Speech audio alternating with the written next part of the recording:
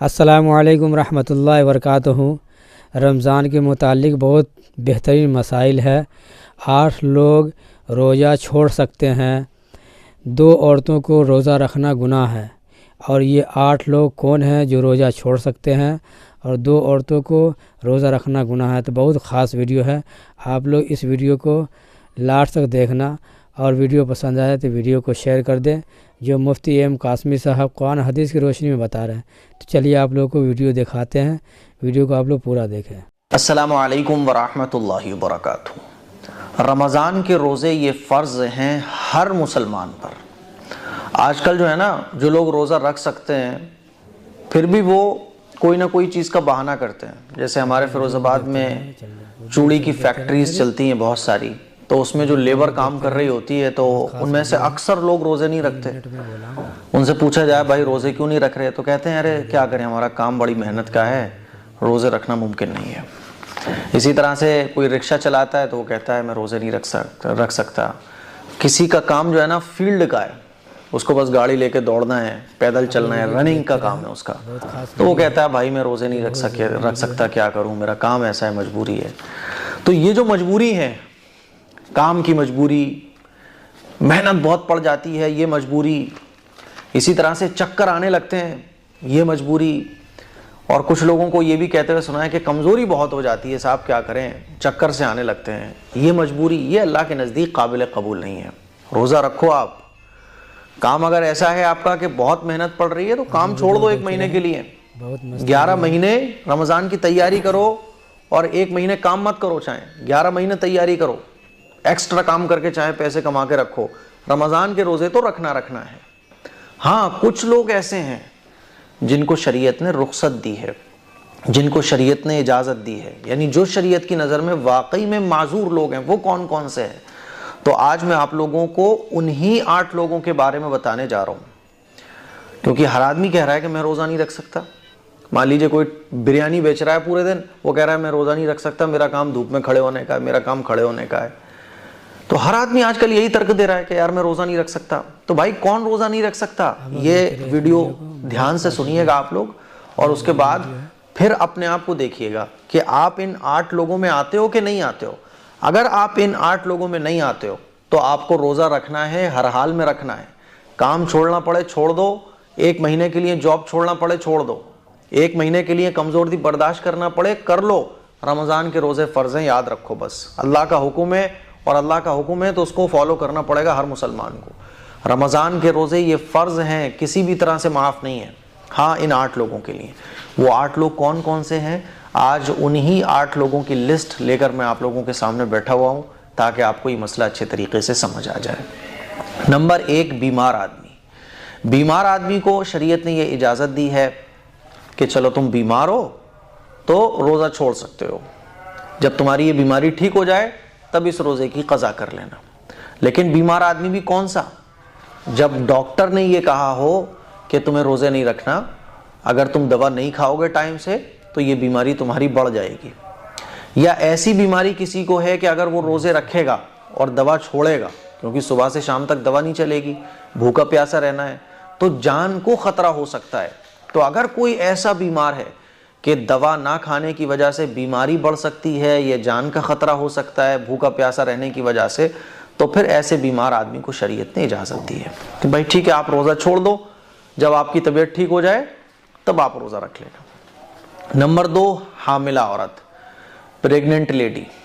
आजकल तो जो है ना, सोशल मीडिया ने हामिला औरतों को बिगाड़ के रखा हुआ है। इतनी ज़्यादा वो अपने लिए केयरफुल हो जाती हैं कि रेस्ट भी करना है, काम भी नहीं करना, ऐसे रहना है, ऐसी ड्रेस पहनना है।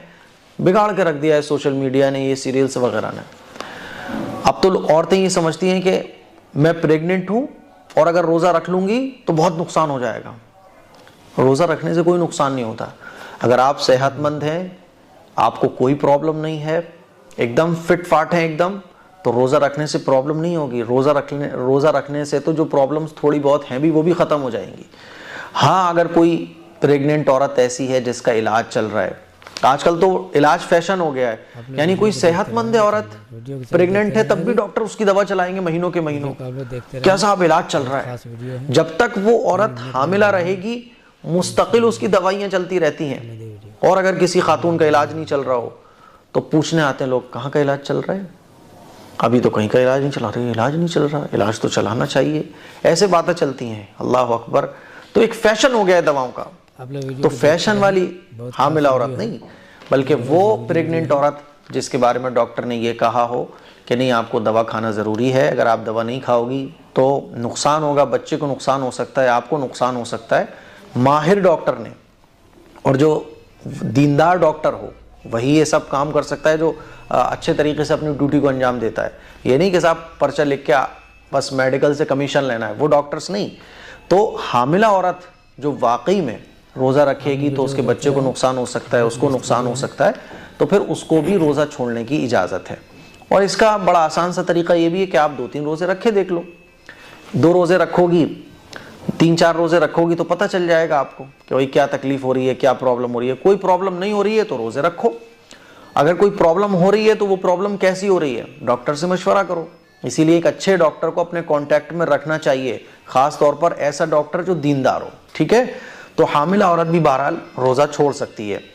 देखो, एक होता है रोज़ा छोड़ना और एक होता है रोज़ा रखना, ठीक है। तो बहुत सारी कंडीशन ऐसी होती हैं जिसमें आप रोज़ा छोड़ सकते हो, शरीयत ने इजाज़त दी है। लेकिन अगर रख लो तो बहुत अच्छी बात है, अब वो मैं अभी आपको बताऊंगा आगे। नंबर 3, दूध पिलाने वाली औरतें। पहले ज़माने में दूध पिलाने वाली औरतें हुआ करती थीं। अगर आज भी ऐसी होती हैं औरतें जो दूध पिलाती हैं, लेकिन ऐसी औरतें कम होती हैं। तो अगर किसी की जिम्मेदारी है दूध पिलाने की, दाया रखी हुई है आपने, है ना, कोई दाई रखी हुई है जो आपके बच्चे को दूध पिलाती है, तो वो अगर रोज़ा रखेगी तो दूध नहीं आएगा, दूध पिलाने की जिम्मेदारी को अदा नहीं कर पाएगी, बच्चे को नुकसान होगा, तो फिर उसको भी रुख्सत है, इजाज़त है कि वो रोज़ा छोड़ सकती है, ठीक है। नंबर 5, ज़्यादा बूढ़ा आदमी, यानी कोई अगर इतना बूढ़ा हो गया है कि अब रोज़ा रखने की जिस्म में ताकत बाकी नहीं बची है, ठीक है, तो वो रोज़ा छोड़ सकता है। बाद में जब अल्लाह ताला कमज़ोरी को दूर कर दे, सेहत दे दे, तो वो रोज़े रख सकता है, ठीक है। नंबर 6, पागल दीवाना आदमी।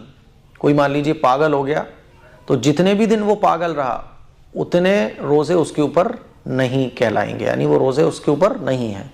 दीवाना आदमी, तो कोई भी अगर पागल रहा, मान लीजिए 5 दिन पागल रहा, 5 दिन या फिर कोमा में रहा, उसको खबर ही नहीं थी, तो उसके ऊपर रोज़ा नहीं है। नंबर 7, जान का ख़तरा हो।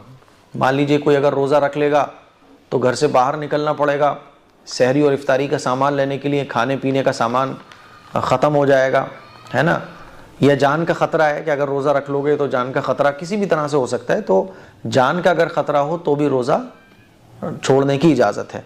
नंबर 8, मुसाफिर आदमी। मान लीजिए अगर आप मुसाफिर सफ़र कर रहे हो आप, और मुसाफिर शरीयत की नज़र में कौन होता है, जो कम से कम 82 किलोमीटर का सफ़र कर रहा हो और 15 दिन से कम उसके जहाँ वो जा रहा है रुकने का उसका इरादा हो। मान लीजिए आप अपने घर से इतनी दूर जा रहे हो, 82 किलोमीटर हो रहा है, तो आप मुसाफिर कहलाओगे, और आप वहाँ 4-6 दिन रुकोगे तो आप मुसाफिर ही रहोगे। आपको इजाज़त है कि आप चाहो तो रोज़ा रख सकते हो, चाहे तो छोड़ सकते हो। और अगर आपकी 15 दिन से ज़्यादा रुकने की कहीं नहीं आते तो फिर आप वहाँ मुकीम कहलाओगे, यानी फिर आपको ये इजाज़त ख़त्म हो जाएगी। मुसाफिर आदमी तभी कहलाता है जब उसका सफ़र 82 किलोमीटर का हो कम से कम, और 15 दिन से कम उसके रुकने की वहाँ नियत हो, ठीक है। अब देखो, जो मैं आप लोगों को बता रहा था कि कुछ सूरतें ऐसी होती हैं जिसमें शरीयत ने इजाज़त दी है, रुख्सत दी है, जैसे कि मुसाफिर है तो उसको शरीयत ने इजाज़त दी है, चाहो तो रोज़ा रख लो, चाहे तो छोड़ सकते हो। लेकिन अगर कोई रोज़ा रख ले तो बहुत अच्छा है भाई, बहुत अच्छा काम इसने किया, रोज़ा रखा, अच्छी बात है, रोज़ा रखना चाहिए सफ़र में भी, लेकिन शरीयत ने इजाज़त दी है कि आप रोज़ा छोड़ सकते हो, ठीक है। इसी तरह से ज़्यादा बूढ़ा आदमी, मान लीजिए कोई बहुत कमज़ोर है, लेकिन कमज़ोरी के बावजूद भी वो हिम्मत करके रोज़ा रख रहा है, बहुत बूढ़ा आदमी है फिर भी रोज़ा रख रहा है, चाहे पूरे दिन उसे लेटना पड़े, हिम्मत करके रोज़ा रख रहा है, तो शरीयत इसको पसंद करती है। लेकिन अगर ये छोड़ दे तो शरीयत ने इजाज़त दी है। इसी तरह से बीमार आदमी है ना, थोड़ी बहुत बीमारी बढ़ सकती है बस, फिर भी उसने हिम्मत करके रोज़ा रख लिया, शाम को दवा खा के रिकवर हो जाता है वो, तो वो रोज़ा रख ले तो अच्छा है। बाकी ऐसा बीमार आदमी जिसकी बीमारी बढ़ने का अंदेशा हो वो छोड़ सकता है, ठीक है। दूध पिलाने वाली औरतें, मान लीजिए दूध पिलाने वाली औरतें अगर रोज़ा रख लें तो 19-20 का फ़र्क होता है बस दूध में, है ना, बाकी कोई इतना बड़ा फ़र्क नहीं है, तो वो रोज़ा अगर रख लें तो बहुत अच्छी बात है। बाकी इन लोगों को रोज़ा छोड़ने की इजाज़त है। अच्छा, हैज़ और निफास वाली औरतें, ये दो टाइप की नापाकी ऐसी है, एक हैज़ और एक निफास, कि इन दो टाइप की नापाकी में तो रोज़ा रखना ही जायज़ नहीं है। मान लीजिए किसी को पीरियड आ रहा है तो पीरियड में रोज़ा कोई रखे तो होगा ही नहीं, रोज़ा रखना ही जायज़ नहीं है। निफास बच्चे की पैदाइश के बाद जो नापाकी के दिन आते हैं उसको निफास कहा जाता है, तो निफास में भी रोज़ा रखना जायज़ ही नहीं है। इसी तरह से आप जो लोग रोज़ा नहीं रखते और ये सोचते हैं कि हम तो फिदिया दे देंगे, तो फिदिये का भी मसला आप समझो। फिदिया जो है वो तब दिया जाता है जब आपको ये यकीन हो जाए कि अब मैं बचूंगा नहीं। मान लीजिए कोई बीमार हुआ तो बीमारी में हुक्म क्या है कि रोज़ा छोड़ दो, जब बीमारी ठीक हो जाए तब रोज़े की क़ज़ा कर लो।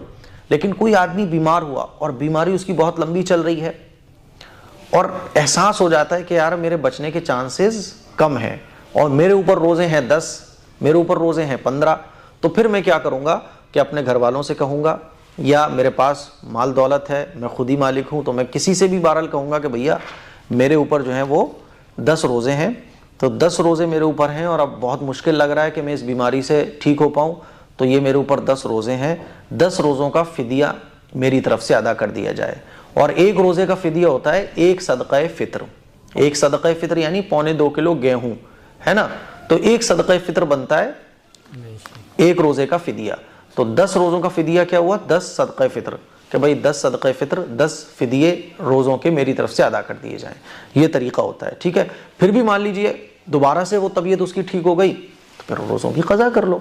तो जो आदमी ऐसा है, आदमी या औरत के कोई ऐसी बीमारी लग गई है जो 10 साल चलने वाली है और उम्मीद नहीं है कि अब मैं रोज़े रखने के काबिल हो पाऊँगा, है उम्मीद नहीं है कि मैं सेहतयाब दोबारा हो पाऊँगा, तो फिर क्या है, एक रोज़े के बदले एक सदक़े फ़ित्र आप दे सकते हैं, ठीक है। लेकिन ये नहीं है कि आप रोज़े छोड़ो और उनके बदले में सदक़े फ़ित्र दे दो, ये तब है जब ये कंडीशन पाई जाए जो मैंने बताई है, वरना रोज़े का जो फ़िदिया है वो रोज़ा ही है। आपकी बीमारी ठीक हो जाए रोज़ा रखना है, आपकी कमज़ोरी दूर हो जाए रोज़ा रखना है, आप सफ़र से वापस आ गए रोज़ा रखना है, दूध पिलाने की जिम्मेदारी आपकी पूरी हो गई रोज़े रखना है।